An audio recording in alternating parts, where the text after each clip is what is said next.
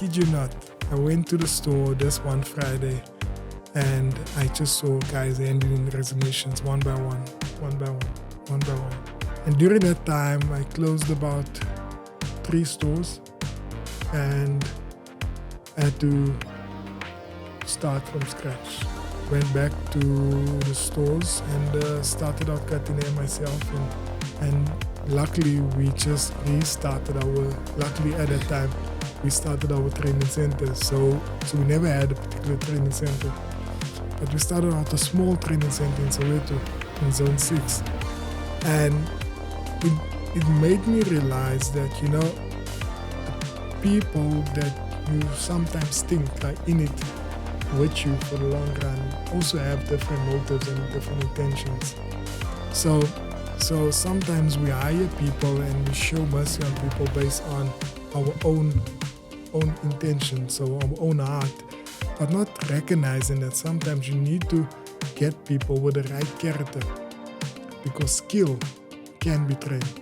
And that's the biggest lesson that I've learned, is that if you are able to hire somebody that just has the right motives, right character, and to teach you to cut hair is the most easiest thing.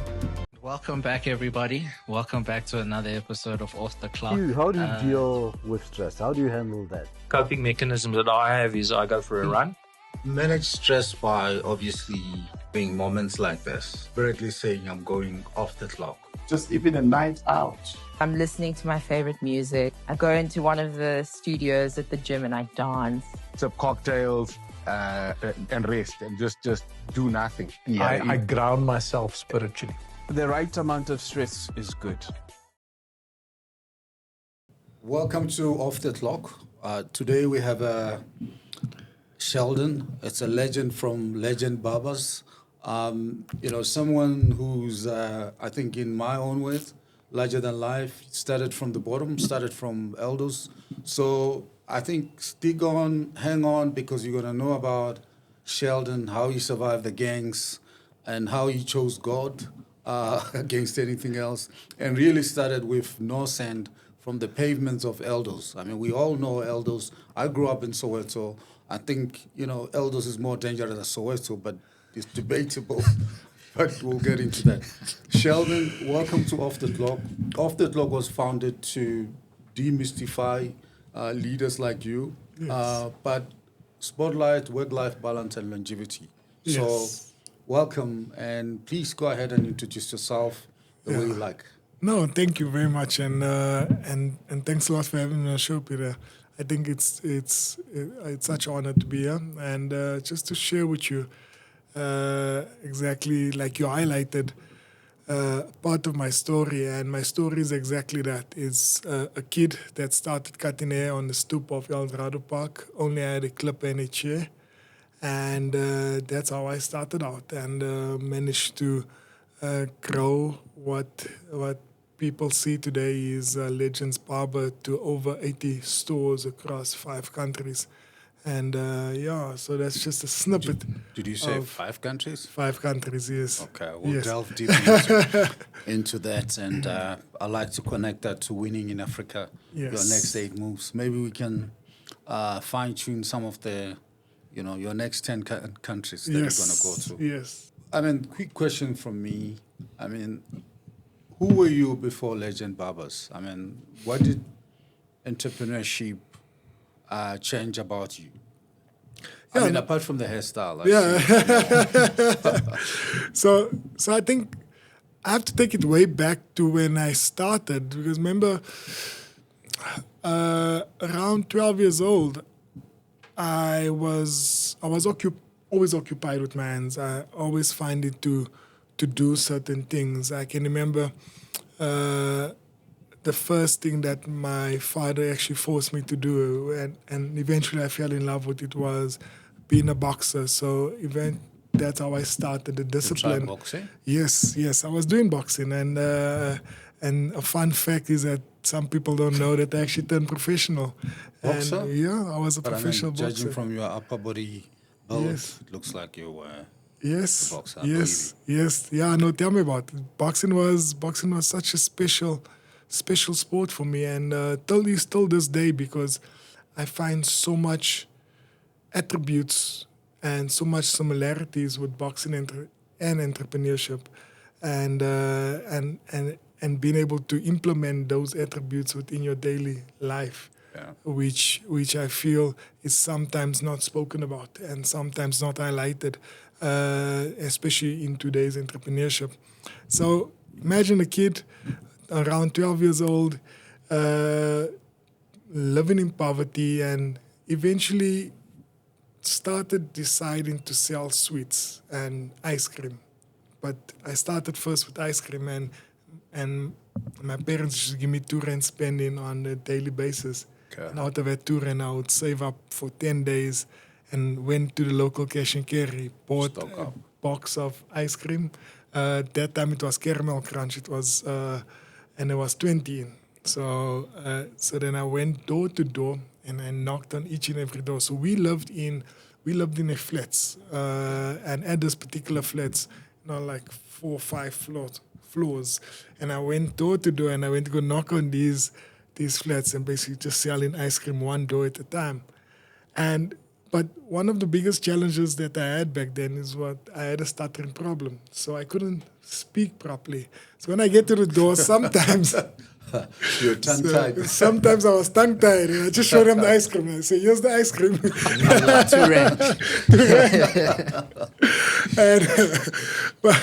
But that's the early stages of me just getting a glimpse of entrepreneurship. Wow. And I mean, what did the legend teach you? About people that maybe business school won't teach you. I mean, we met at Gibbs. I'm a fellow there, and business school has got a method or structure of teaching, but sometimes that stuff doesn't work. What did you learn about people that you can get from a business school? Yeah, no, thanks a lot for the question, and I think that especially for you, Peter, I mean, like, there's so many lessons that you take from a business school. A couple of my friends also done the MBA at Gibbs as well. And, I mean, the advice that they give is much more structured and rigid in terms of their approach. So when they look at certain case studies, they would say, why not apply this methodology? Why not apply? You understand? So they come up with all these scenarios, but forgetting that at the end of the day, you're speaking to your customer. And the customer that's at hand, and it's fine, you can make the forecasting about how the customer can respond, but did you ever think of actually using that human touch? And sometimes we forget the human touch about who the customer is. And this is Legends' unique selling proposition. So Legends, when I started out cutting hair on the stoop, I always wondered what makes me so special from the barber that's right across the road from me. And people go to that barber but decided to come to me. And I thought to myself, okay, well, what makes me so special than any other barber? And if you know the community, there's barbers everywhere. So quick question. Yes. You picked up some clippers and just like that, you knew how to cut hair, or you had to go through a training period, or what was that like? Thank you. So at the age of 14 years old, so just taking it way back, so 12 years old, I was selling ice creams, and eventually I saw that ice creams is not so sustainable because you get your winter seasons where people don't buy ice cream. And I started getting like maybe sweets and stuff, so just trying to figure that out. But then one thing that I saw an opportunity was that every time I would visit the barber within my community, either this guy is too busy, or while I'm busy waiting in the queue to cut my hair, the guy decides, you know what, I'm picking up my stuff, please come back tomorrow. And you're like, and you can imagine, and this was around 14 years old, so imagine how many times you got rejected from a barber. So I was like, maybe I think that I could be able to cut hair. And I saw it back then as, maybe if I can get this thing right. I mean, like, you don't need to always restock like ice cream and all of these things. Yeah. You just buy your clipper once off, and that clipper you want to use for a long period. And during this time, so what I used to do at the age of 14 years old, I then asked a friend of mine if I could borrow his hair clippers and basically learn with his hair clippers. I made a promise to him. I told him, you know what, if I get the skill right, I'm going to give you haircuts every time, so you don't have to stress. Haircuts for life. Haircuts for life. And Does that still stand today? No. The guy's like, and this was around 14 years old, and I started getting into the swing of it. So how I actually learned was that I used to visit these barbers each and every week. So I used to go out to them, go see what they're doing, and basically come replicate back home. So I'd steal with my eyes. And eventually these guys start noticing. It's like, go away, yo, what are you doing here? You understand? They would chase me away. And I would just return with a bottle of covering as a bribe for my next lesson. It was like, just to secure my time, just to sit and watch a barber do his thing. But it was the simplest way to learn something that I felt eventually I fell in love with at the time. All right. Yeah, and how I actually bettered my skill was giving school kids. So we used to live right opposite the school. So after school, I would give free haircuts to all the school kids in order just to better my skill and make sure that my skill is sharpened. Okay. So they couldn't complain even if you gave them a bad haircut. They couldn't complain because it was free. It was free. I mean, like, there was this one kid. So there was this one particular kid. When I started out, this kid was about 6, 7 years old. And I can remember before this, it was a home sale. So, like every Thursday we have like these home sale meetings. And my youth leader at the time came up to me and he was like, Sheldon, I just want to share this verse with you because I see you've been trying this haircutting thing. But I want to share this verse with you. So this verse says in Colossians 3 verse 23, whatsoever you do, work at it with all your heart as you're working for God and not for men, because you know that your reward comes from above. And I'm asking now, what do you mean about this verse? Because it says, you know what, Sheldon, that thing that you're trying to do in terms of cutting hair, you have to do it with excellence. You can't just try and do it and just by the way, just do it. You have to do it with all that you have within you. So the next day, I then had my first customer that came that particular day. It was this kid, 6, 7 years old. And this kid comes and this kid sat in the chair, I'll kid you not, for over 3.5 hours. Me trying to perfect that haircut. Just by What cut was this? It was just a normal cut. And Mike Tyson style. yeah, but basically just taking it to heart because I think that verse has been with me ever since. It's just doing everything with excellence as you're doing it for God. Oh, so that followed you throughout. So what tough decisions have you ever had to make along the way as the business grow, to protect the business as it was growing? Any one or two tough decisions that you have to really make? Yeah, I mean, like there's been so many decisions within a business, and you actually prepare yourself each and every day to face different challenges. I can share with you stories of a time where there was guys within our business. So at this particular time, we had 5 stores, and when we achieved these 5 stores, so one of our stores, we actually sold shares to one of our customers they used to always come to the store and always wanted to be intrigued about the store. And eventually I gave him shares within that particular store. The next store was one of this particular store that it was one of my long-term employees that started out from the very beginning. From the bottom with you? From basically the beginning when we opened up our first shop. So now we scaled and we have these 5 stores. And then these 2 guys came together and said, guys, you know what? We don't see this thing with Sheldon working out. Let's start our own thing. And they went about and went to go start their own thing. But the thing was that the motive was that they were going to bring legends down. And just to show you exactly how they thought about it through the whole process, they said, you know what, for every person within this legends space, all the barbers, we are going to recruit them and they're going to come work for us. We are going to open stores directly across the road from them and they will go down. And this is the strategy they came up with. I kid you not, was that I went to the store this one Friday and I just saw guys handing in resignations one by one, one by one, one by one, one by one. Went over to the next store. One by one, one by one, one by one. And during that time, I closed about 3 stores and had to start from scratch. Went back to the stores and started out cutting hair myself.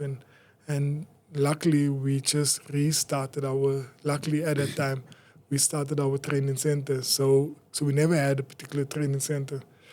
But we started out a small training center in Soweto, in Zone 6. And Deep Kloof, yes. So we managed to take guys from that particular training center and just plug them in, but it was prematurely. And it made me realize that, you know, the people that you sometimes think are in it with you for the long run also have different motives and different intentions. So sometimes we hire people and we show mercy on people based on our own intentions, so our own heart, but not recognizing that sometimes you need to get people with the right character because skill can be trained. And that's the biggest lesson that I've learned is that if you are able to hire somebody that just has the right motives, right character, and to teach you to cut hair is the most easiest thing. Attitude. So going just a little on that, was like looking back on it now, was there something you missed when hiring those guys that you can see now as a red flag that you didn't see back then, or it was just like you only saw it until it happened type of thing? Yeah, I think in retrospect, I think many times these stories are only experiences that you experience in that moment. You only experience these things because it happened during that time, and now you're able to because there's nothing better than experience. Yeah. Because that experience will be able to teach you in terms of what to do next, and you know it's not the first time that I've experienced certain things within the businesses. There's always challenges. There's always things that happen. Like our very first store that we opened back in 2011, when I started on the stoop just with a clip and a chair, a friend of mine could also cut hair. So I told him, you know what, come on board and was just let's cut hair together. So then we shook on it and we said it's fine, let's be partners. And we opened our very first store not far away from where the stoop was. It was about a 30 square meter space. And as we opened our store on the 3rd of September 2011, and people came in and supported us, and then we got local guys from the community, youngsters, teaching them how to cut hair. And while we're busy doing this, on our quiet days, which was Tuesdays and Wednesdays, we then decided to go out to the old age homes and to the schools. And that's actually how the name Legends came about, was that we went out to these old age homes and we then decided to name the barbershop after them because they are actually the legends of our community. And that's why it's called Legends Barbershop. So Okay, that's where the name came from. Yeah, that's where the name came from. So that very same year on the 4th of December, I got married. And when I got married, I told my partner told me, it's fine, go away on honeymoon. I got everything under control. But before you unpack that story of marriage, yes, how did you meet with your wife? How did I meet with my wife? I mean, I know you're very religious. Yes. And Yes. was it arranged? No, it wasn't arranged. You found It her was yourself? definitely arranged. I found her. So I walked into before that, I used to work at Standard Bank. And I always used to make ice for at Standard Bank. So that's how. But yeah. So I met her at Standard Bank, and and it was I think you just had a feeling back then, that this is the right person for you, and I think marriage has contributed tremendously to myself as a person, and having a person that's by your side that can actually sharpen you. But I and can mean, help you. how did it go? You're very high level. I mean, Yes. with, the whole story, romantic story. I mean, How did it go with? how did you meet? You said How did I meet her? You met Okay. her at Standard Bank, but how? Yes, how- yes. No, so I met her at Standard Bank, and I then told her, you know what, I basically sent her. That time there was no WhatsApp, there was Mixit. I don't know if you can remember Yeah, Mixit. I It was remember like Mixit. Mixit back I then. didn't like it, but I remember it. So Mixit had a ping notification, so you must ping, and we had Blackberries back then. And I BlackBerry was then good. so then I sent her a message and I asked her if we could meet up, and I remember pulling up at the place. She's her also mom's- from Elders? No, she was from Rebellie. She's from Oh, the Rebellie. other side. Yes, on the other side, and I pulled up at the place, and then she looked at my car like this, and she says, What, did you drop your car? Yeah, Or the car was dropped. It was dropped. I was like, this Golf with Eagle Mags, leather seats, the works. I'm telling you. I was like, I was the coolest guy. But she looked at me and she was like, what are you thinking about this car? You expect me to climb into this car? But anyway, she managed to climb into the car, and our You first. ran it a little bit. Yeah, it's just our very first date. We went to McDonald's, and That's a which love is- story, eh? That's the thing. I mean, like, go to McDonald's, get yourself a McFlurry, and that was no, it. No Big Mac, just McFlurry. Yeah, it was just a Big Mac. Yeah, Kind of, yeah, low just a budget McFlurry. out. Yeah, Ice I cream was very Cool it low off, budget. yeah. I mean, like, I was one of those guys that used to count every penny. So it's yeah. So that's how we met. We kicked it off, and I just felt such a connection with her, and basically we just had this type of relationship where the one biggest lesson I learned from basically being married for 14 years now, going on 15 years this year, With lots of kids. is 2 kids, 2 kids, a boy and a girl, is that you have to get someone that is your best friend, your life partner. And for any single guys out there, if you have a connection. That's one of them. Yeah, okay. Happily single. Yes. Happily. Yes. you have to get somebody that's like, it's like, this is the person that I can have any conversation with, and she doesn't judge you. She's able to give you solid advice. Somebody that has a stable mind, that doesn't see things from just being able just to be there just to make you feel good, but it's somebody that will actually help you grow. And I actually shared this, and I said, you finds a wife, she finds a good thing. That's what the word says. And when we look at the spiritual realm, and we say, what, God actually uses them to actually speak into our lives, because we are always at the forefront. We are always the ones that are making these decisions. But God uses them to actually help us. And that's the reason why I feel so blessed to actually have somebody like that. All right. So, difficult moments in the business, stress. How much sleep do you do? So I used to have about 4 to 5 hours sleep a night, and eventually it improved. So now it's improved to 6.5 at least. What improved it? What happened? What was that moment? That moment that improved it was a matter of just adjusting the lifestyle.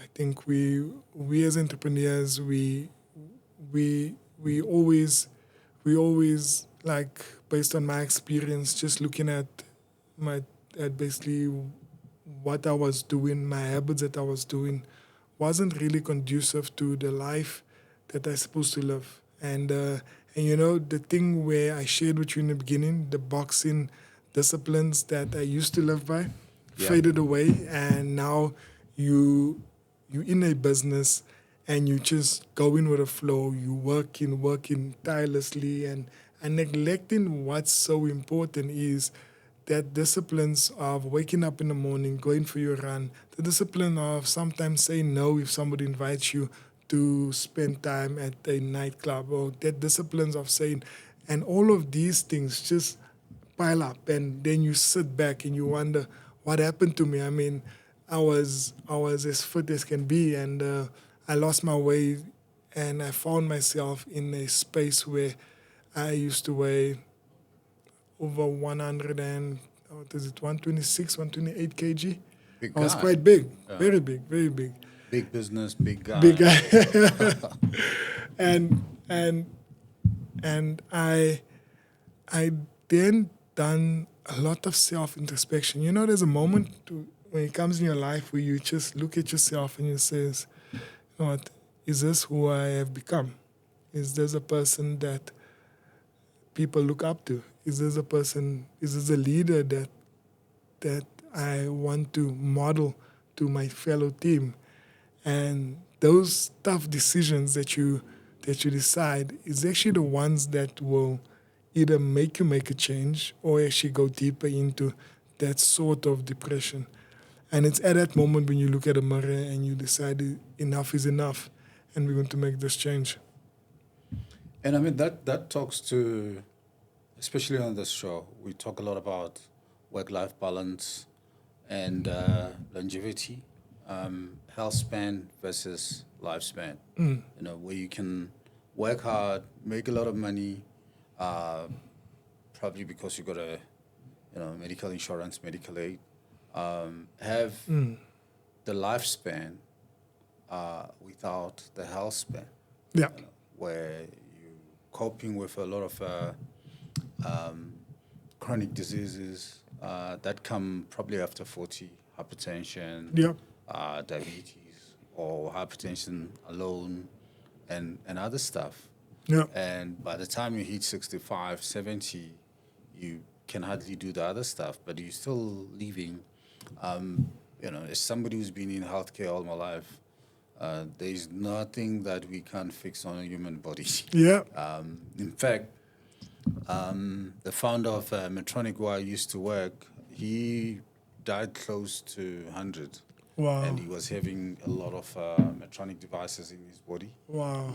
He had a nice villa in Hawaii. Yes, Nice and all that. yes. But if he needed anything, There's always something. neurosurgery, cardiac, whatever, it Yes. will be done. But, can you run around? Can you live like, Yes. that age type of a thing? But that obviously starts with the balance. Yeah. Leaving work at work. And going home to engage and connect with family. Yeah, no, that's so when critical. You can, and run with the kids. And that discipline, I think, helped. Yeah. I can talk to it because I've been to hell and back. Yes, yes. In this corporate treadmill. In this, you yes, run with. yes. But I think it's worse if you are a founder. Yeah. You are the business, and the business is you. It's all Yes. mixed up. Yes, yes, yes. No, that's true. That's so true. But I think last year, something happened to me, and I never share this on basically on social, on public platforms. But it was so I just ran about 50 kilometers, my very first 50 kilometers. And as fit as can be, as fit as a fiddle. And at that particular race, I actually came around 30, 35, 36, around there, you understand? I was quite fast. So you're in top 50. I was in top 50 in that. And with this, the race took place in Cape Town. And I flew back this Sunday. And I get home and basically playing with my son. I haven't seen my son in a while, so we're busy playing wrestling, and I'm throwing him up, and my son is a big guy. He's He's approaching 10 years old, and this guy weighs just over 45 kg. So he's a solid guy. What's his stage name? When you wrestling name? No. He doesn't have a wrestling name. And yeah, we're busy playing. And as we're busy playing, I'm enjoying it. And at that particular moment, I just go straight down to the ground.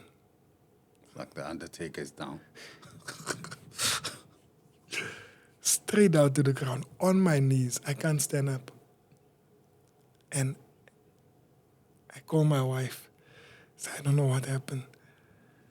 And she managed to put me on back. I couldn't walk. Like my legs were actually sliding off the floor.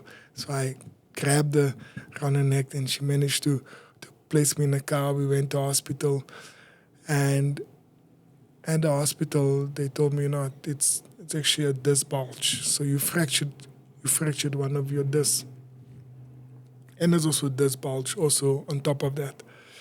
So I'm sure that this was something that not only that moment or that event, but it was something that was piling up. Yeah. It was definitely piling up towards that.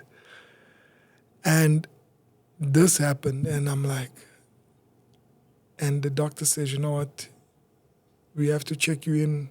So I checked in at the hospital, went for x-rays, the doctor said, you know what, there's no way that we could fix this unless you go for surgery. And I was against surgery. I said, no, we don't have to do surgery. Surgery was fixing it, right? Surgery was fixing it. And I said, you know what, and he told me, you know what, unless you do the rehabilitation program, but the rehabilitation program means that you're going to have to stay at home for the next 6 to 8 weeks. 6 to 8 weeks. It means 6 to 8 weeks out of your work. 6 to 8 weeks of being not doing anything. I mean, all the people in the office, like what you want to do? 6 to 8 weeks is a long time. And anyway, everyone says, you know what, you have to stay at home. So I then went on bed rest, and during this time of bed rest, I just came to realization that, you know, your health is so critical that if you're unable to function, you're unable to be the best version of yourself on the outside. And I went through so much self-introspection because now your hands is tied. You can't be in the public. You have to stay at home. You have to just do things from the house. But it's not as easy as said and done. 6 to 8 weeks is a long time. Yeah, normally all orthopedic cases, for the bone to kind of re-engage, readjust, or heal, you need about 6 to 8 weeks. Even if you break a leg, you need, that's the turnaround time. But there's a saying, we use it very commonly here, and saying, you know, a healthy man has got a lot of needs, but a sick man has got one need.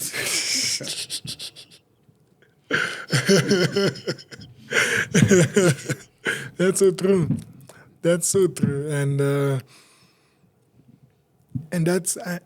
that was such a realization at that moment for me. Being able to realize that when you're in this space and when you're facing this thing, I mean, just to share with you that I had to wear a back brace for over. I only took my back brace off a few weeks ago. And this back brace was with Christmas me. On a brace? Christmas I had a back brace on, New Year's Day I had a back brace on. And imagine this injury took place in August. So in the beginning of August, this injury took place. So based on this, it adjusts you in so many ways possible. Like the way you move, the way you do things. You understand now that your health is so critical, because if you don't make amends for certain things, like you can't sit long in the car and drive, say, I'm going to drive now, I'm going to go visit the store in Kuruman, for example. Nah, I wouldn't be able to do that, because you adjust your lifestyle based on your health needs. Yeah. And that's exactly it. Or you take a chopper to Kuruman, it's faster. It's faster. And the view is beautiful. Yes. I obviously understand that stuff, having being in healthcare all my life. I mean, Medtronic down the road. The other big business was fixing the spine, back pain, neck, head, and all that. So, and I think probably made the right choice. But also, latest surgeries and technology just allow surgery to get it right.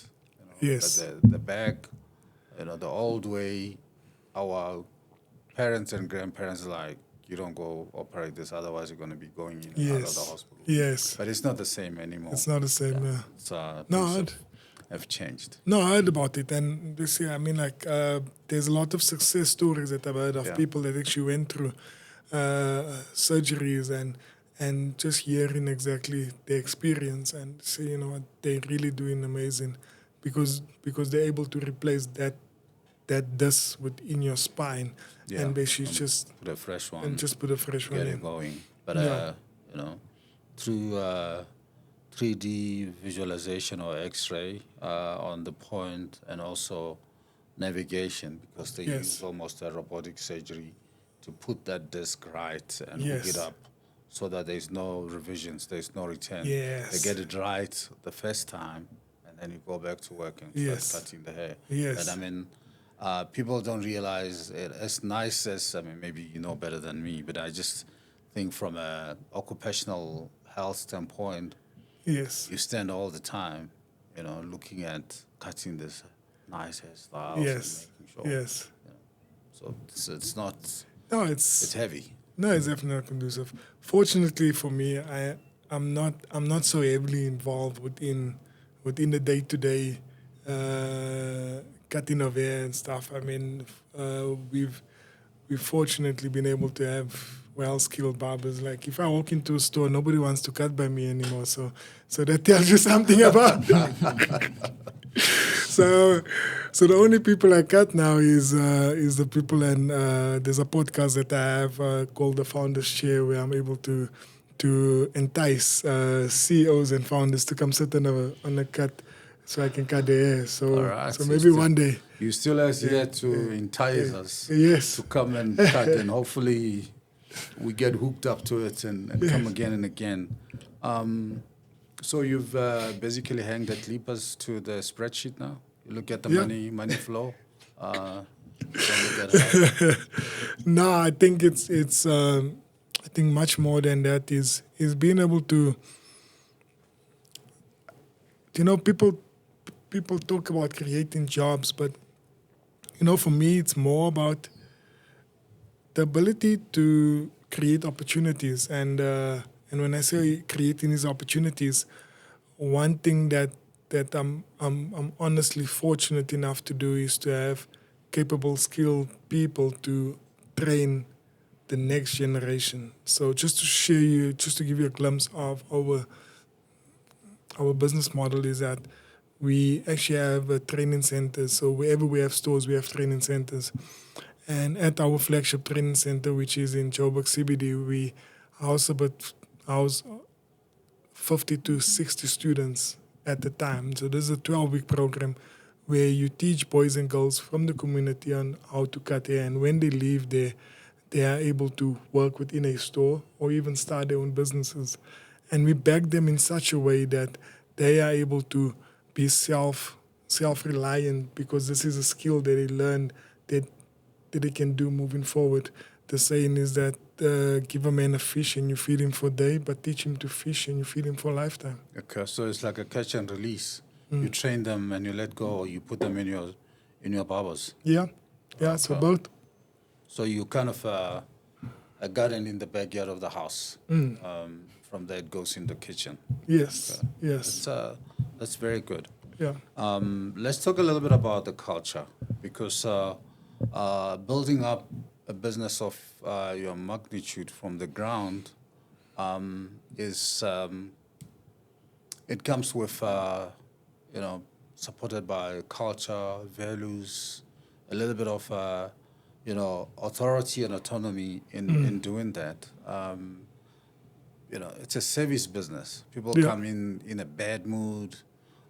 because the traffic or the transport and the delay or something. So like McDonald's, where they say you put so much sauce, you sprinkle a bit of a spice like this and put a tomato in there and another layer of patty on top, and it's standard. Everybody does that. But your business's service depend on the people's moods and all that. But the whole culture story, how are you building that? Because I see that as a glue to the business and the experience. Can you promise that if I get a good cut like yours from a bar here in Midrand and I go downtown Joburg, I get the same?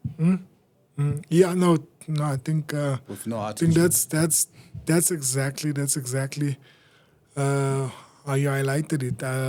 We managed to, over course in time, obviously we managed to put operational procedures in place, and we have the exact same model. So wherever you go, you'll be able to get a consistent hairstyle. Obviously, the structure of our business is based on having the quality assurance guys going out to the stores, ensuring that the quality is always on point. Our systems that we have, that we've built, we managed to get that systems also to align with the training center and understanding exactly what to tweak within our business.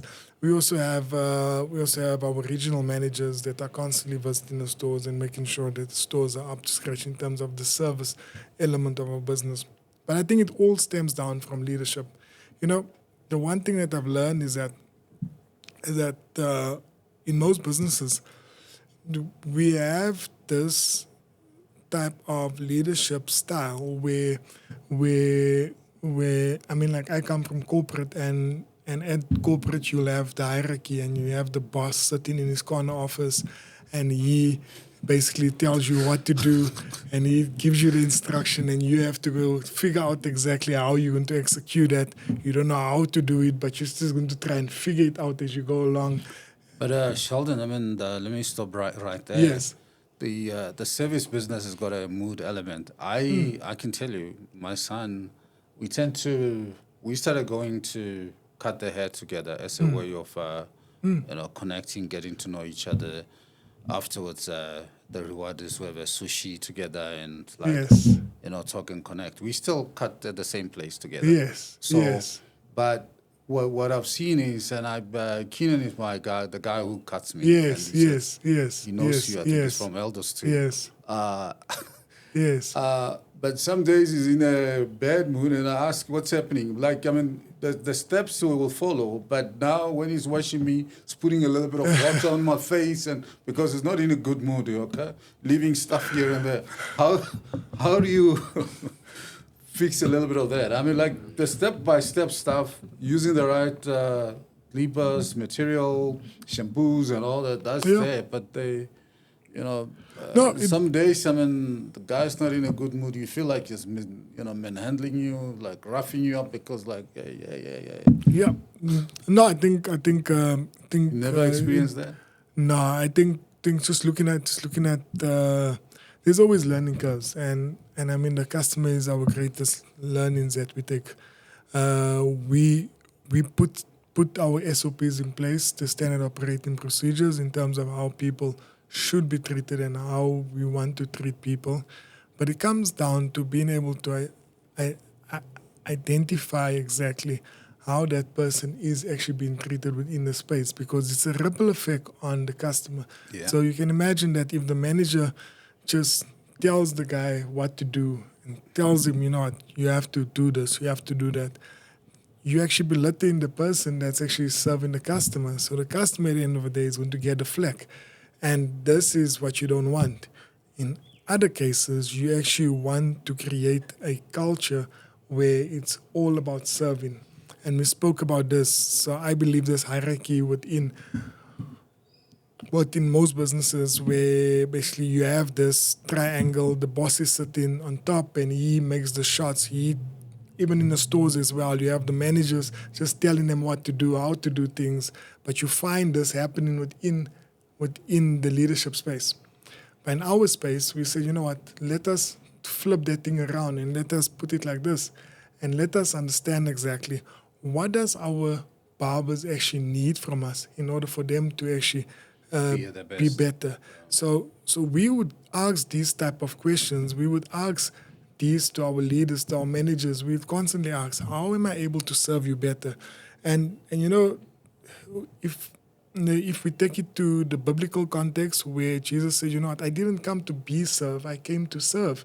And understanding that we are just servants for the next person, and how are we able to enhance their lives. And once we're able to adopt this mentality of servanthood within your business, guess what happens? Nobody feels entitled. Nobody feels that, that I need this or I want this. Everyone is there to serve the customer for the greater good. And I think that's exactly what you want to create within your space. Cool. Thoughts? Okay, so with everything you've described first of all, you as a very understanding, humble person. Especially, you're also a very people person, because from what you've said, the whole thing is about understanding people. Not only the people you employ, but also your customers as well. So when you bring that into the business, like let's say, for example, you want to partner up with so-and-so because it's going to take you from here to here, the next level and all that. How do you choose like people you partner up with or people you do business with in terms of like, do they align with these aspects I just laid out? Because your business is it's a service, so it's very people-centric. So how do you align with the people you want to do business with to take your business to the next level? Like to make sure that they see the things the way you also see things, like they have the same values and all that. We're here to serve the customers and there's no ego and all that. So how do you evaluate the people you want to do business with on that? No, thank you very much for the question. So one of our core identities is being a Christian-based business. And this is something that you'll find, like when you visit our stores, you'll find there's a Bible either at front desk or under desk. You'll find there is some biblical connotation around our attributes in terms of what we do. So each and every morning when the guys come into store, the first thing that they do, they first pray. And they do this because they understand exactly that their source comes from above. And it's not man that actually gives them a source, because God is the one that sends customers within our store. And you build in this culture within your business and understanding exactly if everything aligns with God's will for who you partner up with in future. So if you want to collaborate with somebody, if you're going to speak to somebody, does it align with what you are actually being taught within store? Biblical principles, do unto others as you want them to do unto you. Are you able to treat the next person? Are you able to sow seeds? Are you able to give to the poor? All of these biblical principles that we have within our organization, does that person replicate that same attributes, or are they just in it to take, or are they just in it? And you have to guard your heart from certain things. Some people want to collaborate with you, but they want to take from you. You understand? And you need to identify exactly what is this person's true intention. Why do they want to partner up with me? And once you're able to identify that, then you know how to treat them. You know exactly, okay, you know what, I can't take this partnership too far. I can't take this because I know that their motives are just after this one particular thing. I think maybe a follow-up, if you don't have a follow-up question to that, is a little bit was loaded on his question is how do you actually choose the franchisees? Is the method selection process? You said, it's a Christian and religious-based type of organization embedded in it. And once you're done answering that question, maybe you can share some moments where you've let go some franchisees because of misalignment, because not everything works according to plan. Because, as you said, some people just see, franchisor-franchisee relationship as business in the box. They are guardrails and principles to run it, and they start maybe, selling some spicy food, damakuinya in it, which is not aligned with the whole thing. People, do some long hairstyles and maybe they're hungry. Yeah. No, I think so. So one of the prerequisites of one of the reasons I started franchising the business, I started scaling the business up until 9 stores, and when I scaled it up until 9 stores, it was hard for me to be at all the stores at the same time. And one thing that I found was that I needed to get somebody that was invested within this business, that understands the business, and has the right attributes like Sheldon. The person that's going to love the customers, going to serve the barbers, the person that's going to be there all the time.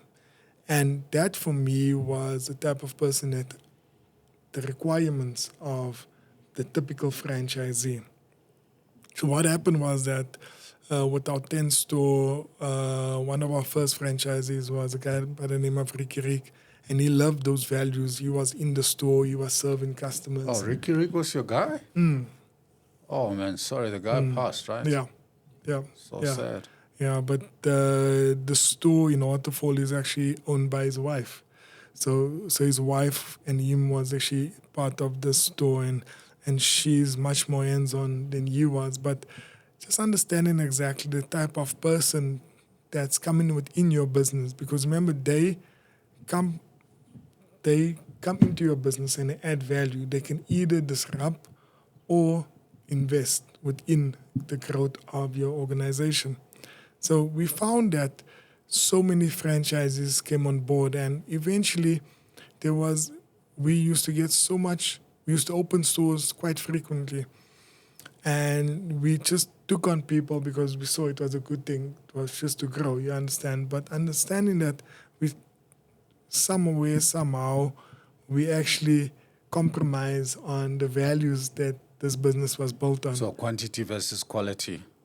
Yes, and what happened was that a quick story was one of the franchisees came on board, and he had a store, and he decided that, you know what, the way you run in the store, Sheldon, I mean, you're such a young man, you don't know what you're talking about. I'm going to do my own thing. I'm going to start doing things within the store that you understand, and it's there where you needed to draw the line. Make a small kitchen. Yes, that's where you needed to draw the line. Some bacon and egg sandwiches. I'm telling you. And he does his own thing. And understanding that that's the type of people that you don't want to be associated with. The type of people that you don't want to be part of your business, because they can cause so much harm to your business, not only in the short term, but also in the long term if this person continues. Because now when a customer visits your store, they don't say it's Peter's shop. They would say, this is Legends Barbershop owned by Sheldon, and this is it. Reputation is going down. The reputation is going down, and now you're losing customers day by day. And by him running that shop like that will just cause further harm. So we needed to let go of franchises like that, and it wasn't the first. But I feel like... So you let him go? Yes, I let him go. How did that go? Was it a very brutal separation? Yeah, so it was a matter of, I think with this particular franchisee, it was a matter of defranchising him. So we defranchised him. Taking all the labels and all that, leaving him naked? Everything. Scopy mate? So we defranchised him, and obviously I believe in ethical franchising, and there's a reason I'm also I'm the chairperson elect for the Franchise Association of South Africa, and ethical franchising. Well, thank you. So ethical franchising is being able to do things the right way, but understanding exactly where the franchisee stands and also where the franchisor stands. And if you think about it, this is a marriage that you sign up for 5 to 10 years, depending on your franchise agreement. And sometimes disagreements can go haywire in between, like a marriage. But understanding exactly when you divorce from this person, what are the right things that you need to do in order to ensure that this divorce is as reputable? Who takes the children? Yes. So, I mean, is this the only guy you had to let go, or you let go a couple of There's been a couple of franchises? franchises. Yeah, there's been a couple. I mean, like this guy was a bit dramatic, but there was other franchisees where we just done a mutual termination, and But this we is not could- for me. that we can I'm definitely not ready see. for this. Yeah. Let's go a different way. Yeah. Peace and no And we just drama. buy and we just purchase the stores back from them, and we just say, you know what, let's just give your money back for the stores, and we found that to be one of the best examples is that if you're taking your hard-earned money and you're putting your money into this business, and we aren't able to back this and say, you know what, maybe this thing is not for you, because we see you as an investor and not the owner operator. Our ideal picture is that you would be in the store and you would be serving customers. And success stories has been taken from this. I'll share with you a story of a lady that came to me 3 years ago, and she was like, Sheldon, I bring my son to your store each and every week, and he cuts his hair, and I'm actually getting retrenched from work. I managed to save up X amount of money. Do you think I can get a franchise? And basically I said, okay, no problem. Let's see what we can do. And got the very first store, and this was in Northgate Shopping Center. So we got a very first store. And I asked her, who's going to be your manager? She says, no, I'm going to do it. I'm going to be the person that's here each and every day. The son or the mother? The mother. Okay. She's going to be the person that's going to be there every day. And she showed that commitment to that store. Every time I would visit that store, she would be the one that's there, that's either serving the customers or loving the barbers or sweeping the floor. She's always busy. She's always busy with stuff. Peter, I won't lie to you that in the space of 3 years, this lady built up not only from that one store, she has now 5 stores. So how far can you go? Can I have 10 stores if I want? You can, based on it basically depends on your ability and your ability as a franchisee. We would our metrics is that we wouldn't give you much more than you can handle. We only give you what you can handle. Also, you check out the person's capacity to Yes. scale. Yes. So give me a range. To cut a one store, what sort of budget are we looking at? So a store, the franchise fees, including setup, is about 1.1 million now. That's a lot of money. Needs a lot of haircuts to pay it back. Yeah, but I mean, it's like let's take for example this lady. I mean, she didn't get any funding from anyone. She basically took the bootstrap money. it. Yeah, she bootstrapped it, and the following year she came back to me and said, "Sheldon, you know what? I managed to save up the money that I've made over this course in time. Would you allow me to get another store?" And basically we got another store, and she came back the following year, and we actually opened a 5th store in December last year. And this was her method of scaling the business. She got the children involved within the store, so they are also part of the store, and her husband is also involved. So everyone knows exactly that this is our first priority, and we're growing this together as a family business. And I think those are the type of people that you want within your organization, that you want to scale with. Typical profile. Yeah, those are the people that you want. You don't want necessarily, and you know, there's so many people that says, you know what, Sheldon, I can buy 5 stores now, I can buy 10 stores now, 10 million is no stress. I'm saying, you know what, are you willing to work within the store? Let's start out with one store and see, do you have the same commitment as that lady that's willing to go into that store each and every day, that's willing to love and serve the customers and the Smelling the barbers shampoo and the hair every day. So 81 stores, 5 countries. Where are you taking this, Legend Barbers to? And which countries are you in at the moment? Yes, so we're in South Africa, Namibia, Botswana, Lesotho, and Zambia. Okay. Yes. So where are you taking this? Yeah, so I mean, What are your next 8 moves? I like.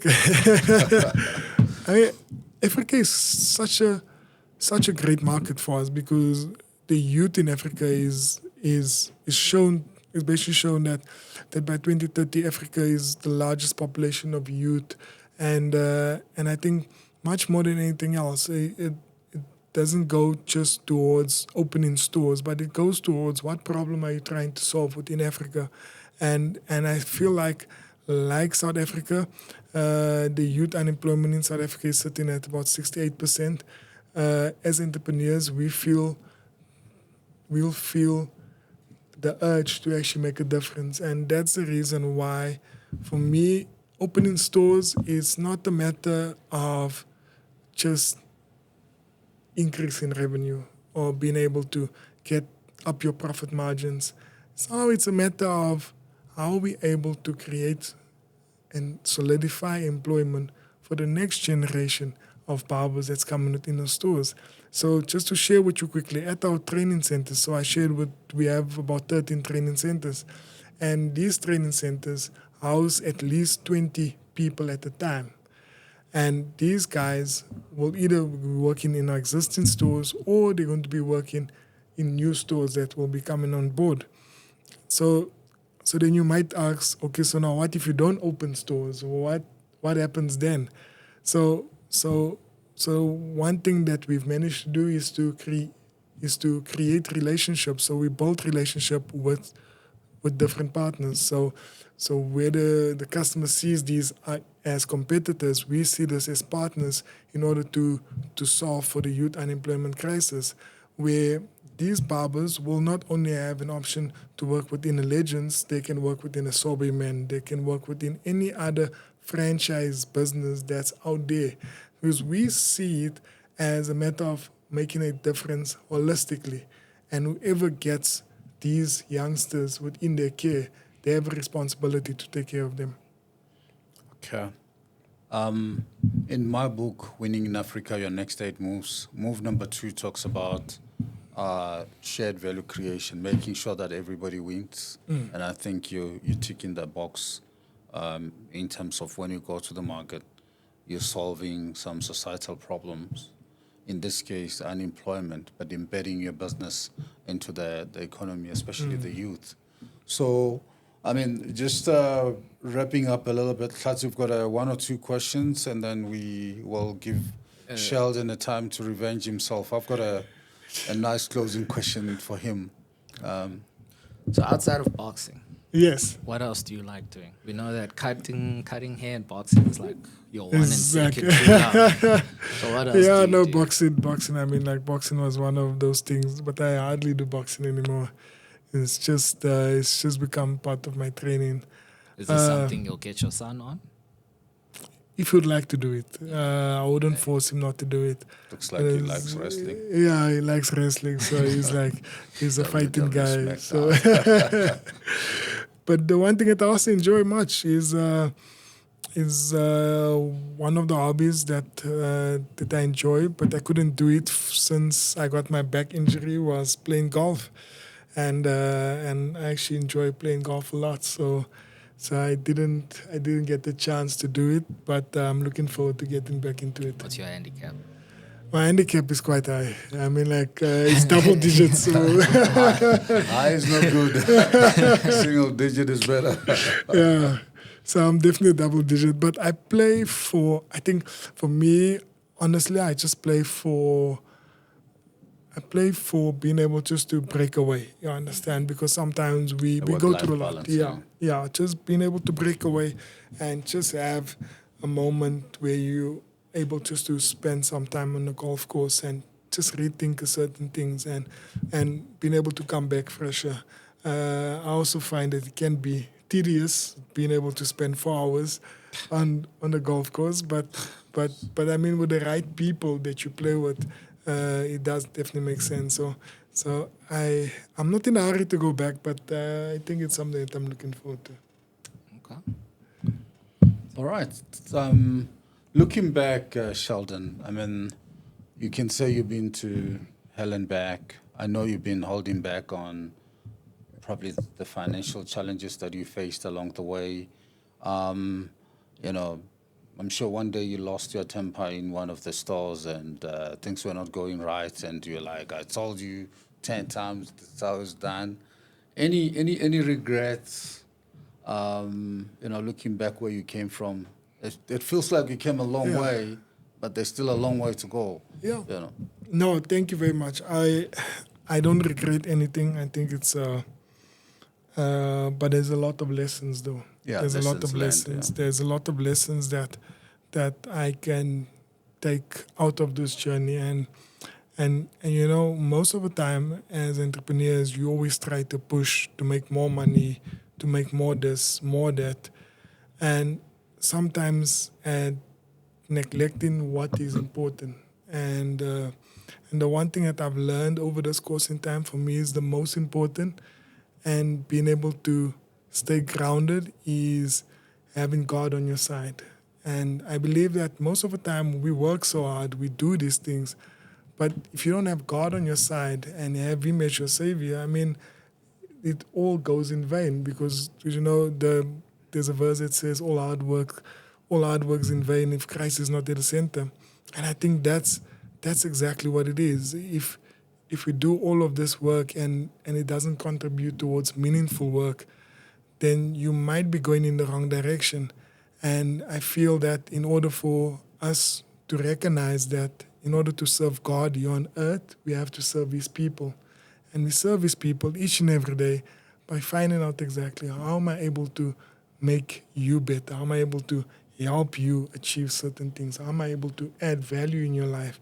Or is there something that I can do that can make a huge impact on your life today? Yeah. I mean, what you said is so profound, but I mean, you grew up in Aldos, just like Soweto. Aldos is a very tough neighborhood. How did you choose to do good when it was tempting to be a gang member or a bad boy or something else on a everyday kind of a situation? That's my last question to you. And I think that's just to share with you quickly. I mean, the time when I got an opportunity to work in a bank, at this particular moment was that, so I got an offer to work in a bank back then it was just over 4,000 Rand. It's a lot of money. It was a lot of money. But this was back 2006, 2007. And that very same moment, a friend of mine approached me and he was like, Sheldon, why don't you come steal cars with me?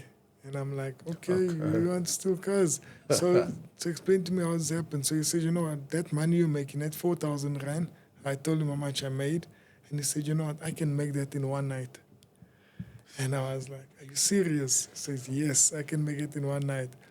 But my conscience and the way I was brought up, and that just didn't stick right with me. And understanding exactly that the type of person you have to become in order to steal from the next person, to take from the next person in order to reach yourself, that's not what God wants for our lives. God wants us to live according to His purpose and His plan for our lives. And I feel that sometimes there's young kids out there that's making bad decisions and bad choices based on their circumstances, but understanding that it's not really the course that you need to take. You need to be able just to align yourself and find out what God wants for your life. Yeah, thank you.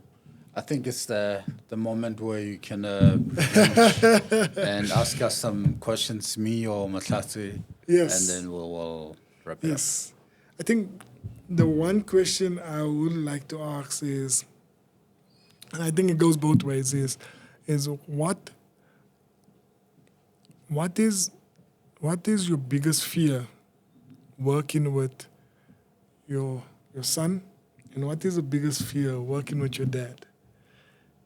Because although it seems, and I'm talking from a personal side as well, I actually experienced it, and I want to find out is that what that biggest fear, how are you able to ensure that your relationship still stays intact?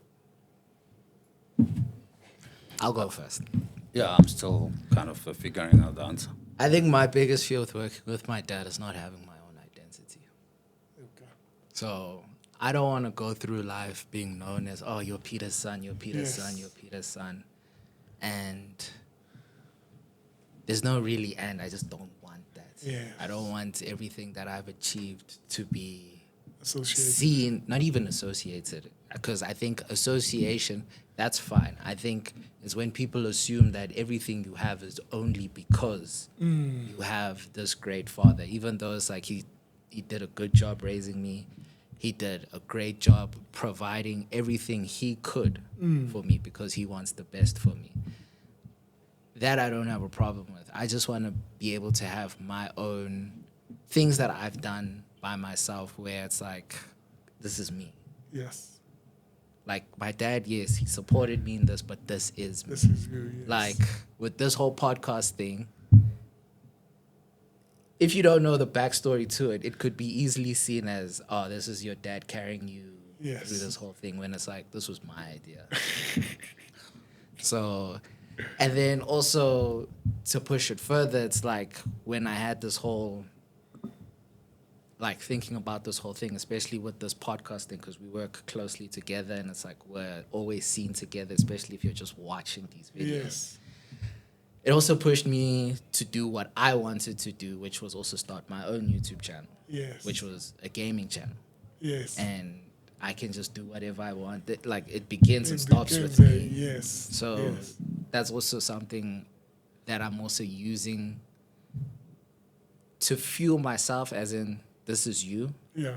and everything you put into it will always like not define you, but it shows that you were able to achieve something not solely on your own, but through your own wants, that this is what you want, and you put your head down and you achieved what you wanted.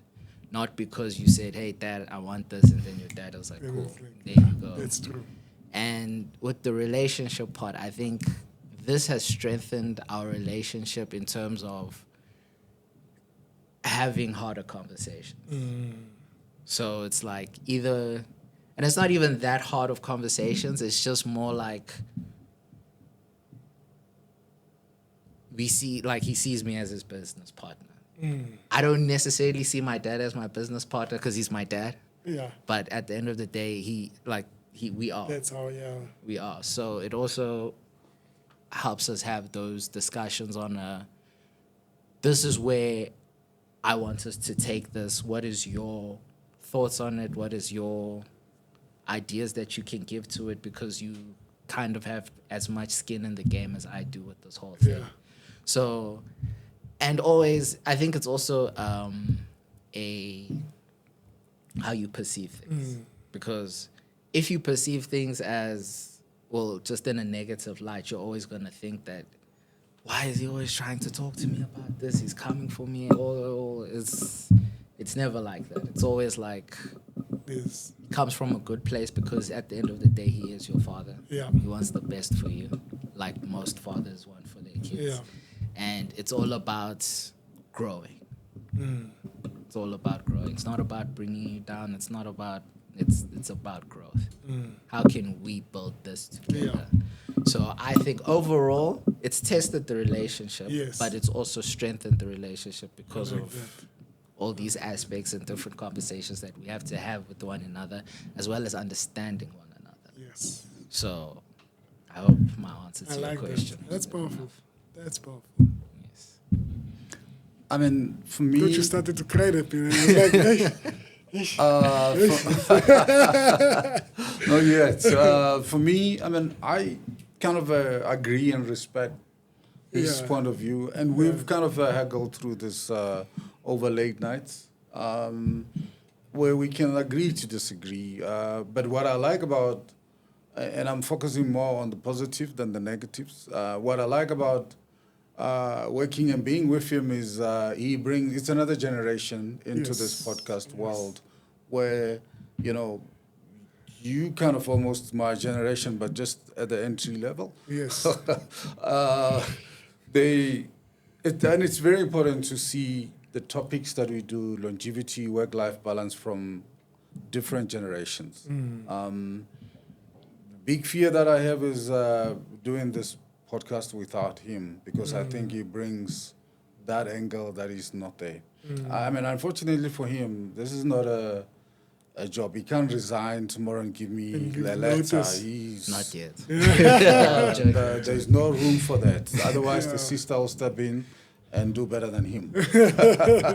but I think, that's because we co-founded this, and this podcast was as a result of our reverse mentorship relationship, where he was challenging me. Just like you, I'm on LinkedIn. I'm relentless. I Yes. post twice a week. Yes.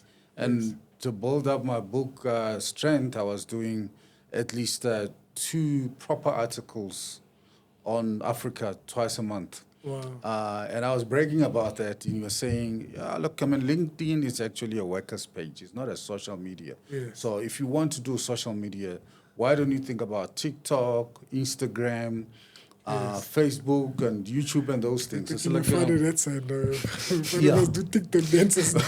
so look, I mean, maybe I can't do all those things, but I can do podcast with you. If we do it together. This is how the whole thing Yeah. was That's beautiful. was born. And looking back, 70-something episodes and interviews, and also I think it's been educational. You know, meeting you today has been kind of seeing you on TV or far away is very different to connecting you at this level in terms of how grounded a man you are, how religious, and the belief, the understanding that the gift comes from the one above. It's not your gift. You need to share it with the world and move on. It's very educational experience with each and every leader Yes. that we connect with. That's So I just fear that, you know, if he's not here, maybe this podcast is not complete. Yeah, but it's so beautiful. It's so beautiful. I think the father and son relationship, the bond that you all two have with one another, it's priceless. And sometimes people allow other variables to actually disturb this type of relationship, and this relationship is what can actually become something and continues to grow as life goes. But the one thing that I've always learned is that especially from my son as well, so my son teaches me as well, is that, you know, as we grow, as I am an adult, and my son, we all have different perspectives on life. We all have our different viewpoints on life. Yeah. So the same way that my dad used to see things back in the days is not exactly the same way you see things now, you understand? So everyone has their viewpoints, and I think that's what makes the relationship so intrigued, that we can sit and say, you know, are we able to compromise and basically consensus on something that will work for the both of us? So that's beautiful. Yeah. Thank you very much for the compliments. And also, thank you very much for showing up on Off the Clock. And I can see that you relaxed, T-shirt and easygoing. Yes, this is Friday.